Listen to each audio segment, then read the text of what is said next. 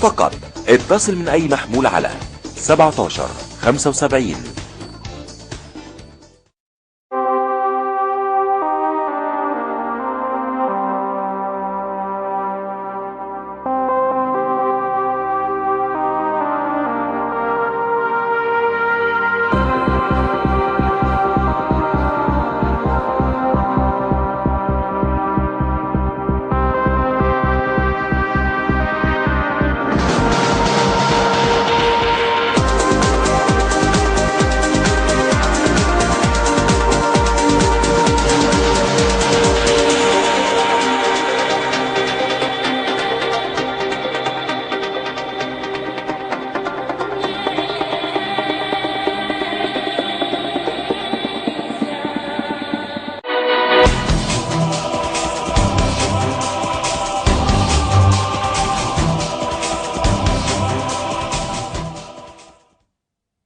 اهلا بكم مره اخرى. وعدتكم في البدايه واحنا بنعمل برنامج من فتره ان احنا ما نقولش ماذا حدث فقط، ولكن نتحدث في لماذا حدث، تفسير الاحداث، فهم داخل كل حدث، فهم ما وراء الحدث، وتوقع.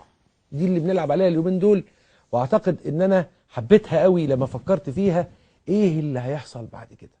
ازاي نتصدى لما يسمى بالثوره المضاده، اذا كانت ممكن تكون فعلا هيكون لها تأثير، وخصوصا لما قلت لكم في بداية الحوار ان الثورة المضادة نجحت بالفعل في ايران في سنة 1953 في اعادة نظام سابق، ونجحت في تشيلي ايضا في بداية الستينات في اعادة نظام سابق. يعني الثورة المضادة لها سوابق نجاح. القصة وما عليها يعني المعطيات اللي موجودة دلوقتي في البلد